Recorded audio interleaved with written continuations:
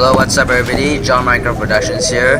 Now after for some long time I get to play the Stanley Parable. It's really very long before I get to play all these kind of games. I'm so busy with my work too, I don't have much time to play this game. Alright, let's start the Stanley Parable. This is the story of a man named Stanley. Stanley worked for a company in a big building where he was employee number 427. Employee number 427's job was simple. He sat at his desk in room 427 and he pushed buttons on a keyboard. Orders came. Okay, this is some confusing parts. Telling him what buttons to push, how long to push them, and in what order. This is what employee 427 did every day of every month of every year. And although others might have considered it soul-rending, Stanley relished every moment that the orders came in, as though he had been made exactly for this job. And Stanley was happy.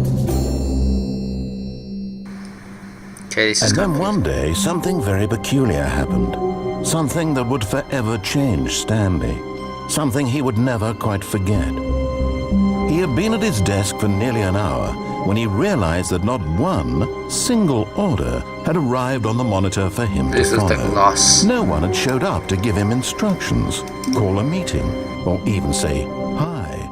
Drama Never in all his years at the company had this happened, this complete isolation. Something was very clearly wrong. Shocked, frozen solid, Stanley found himself unable to move for the longest time. But as he came to his wits and regained his senses, he got up from his desk and stepped out of his office.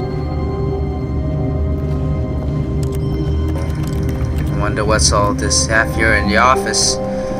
428 can't get any, but this is weird. Employee 429. All of his co-workers were gone. What could it mean? Stanley decided to go to the meeting room. Perhaps he had simply missed a memo.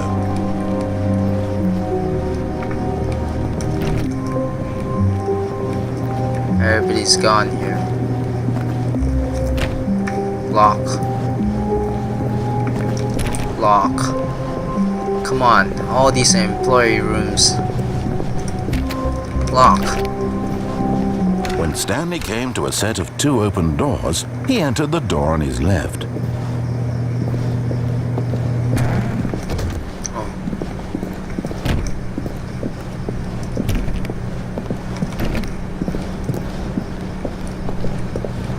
Yet there was not a single person here either. Tips for not getting fired. Feeling a wave of disbelief, Stanley decided to go up to his boss's office, hoping he might find an answer there. It's probably a co-worker. Nothing special here. Oh crap. Stanley stepped into the broom closet, but there was nothing here, so he turned around and got back on track. Nothing there either, so... Coming to a staircase, Stanley walked upstairs to his boss's office. I have to check what is there downstairs first.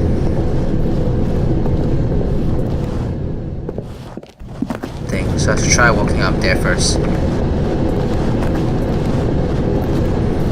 Wow, it's everything here. Yeah, this boss office.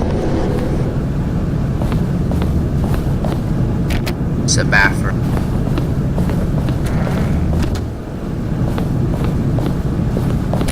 Lock. Stepping into his manager's office, Stanley was once again stunned to discover not an indication of any human life. Shocked, unraveled, Stanley wondered in disbelief who orchestrated this, what dark secret was being held from him. What he could not have known was that the keypad behind the boss's desk guarded the terrible truth that his boss had been keeping from him. And so the boss had assigned it an extra secret PIN number, 2845. 2845. But of course, Stanley couldn't possibly have known this. Yet incredibly, by simply pushing random buttons on the keypad, Stanley happened to input the correct code by sheer luck. Amazing. He stepped into the newly opened passageway. Wow, this place was like...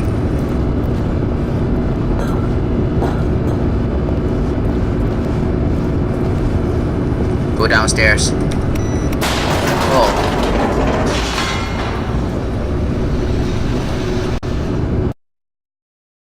Deeper into the building, Stanley realized he felt a bit peculiar. It was a stirring of emotion in his chest, as though he felt more free to think for himself, to question the nature of his job. Why did he feel this now, when for years it had never occurred to him? This question would not go unanswered for long.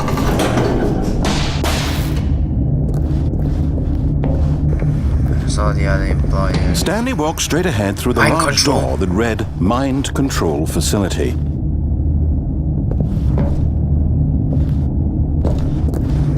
I checked the mind control.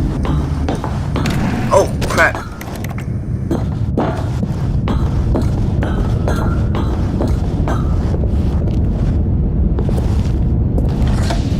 The lights rose on an enormous room packed with television screens.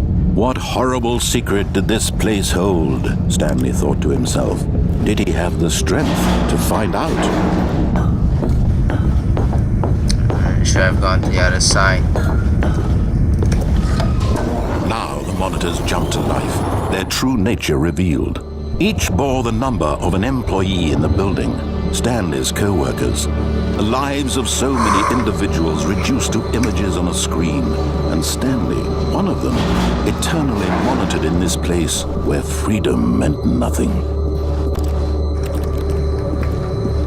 Wow, this is amazing.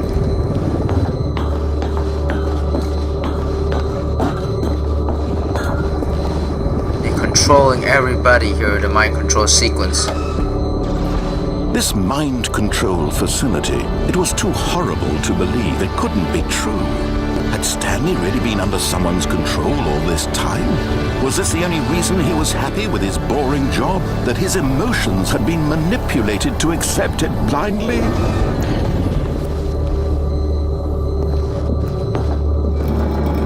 No. He refused to believe it. He couldn't accept it. His own life in someone else's control? Never! It was unthinkable. Wasn't it? Was it even possible? Had he truly spent his entire life utterly blind to the world?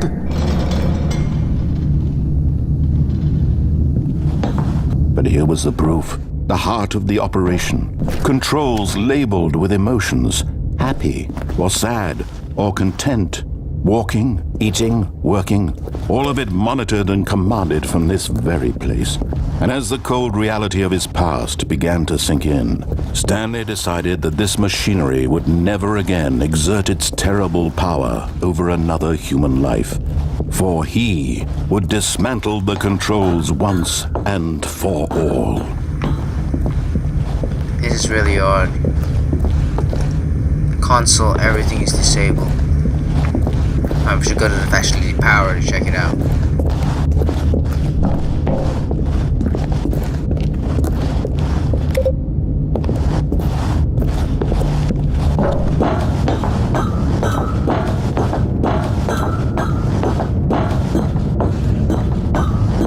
And when at last he found the source of the room's power, he knew it was his duty, his obligation, to put an end to this horrible place and to everything it stood for.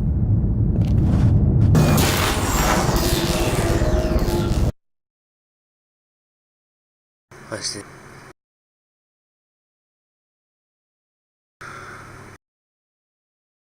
That's weird.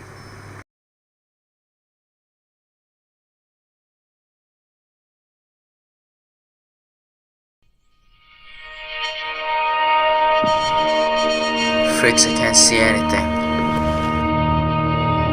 Blackness and a rising chill of uncertainty. Was it over?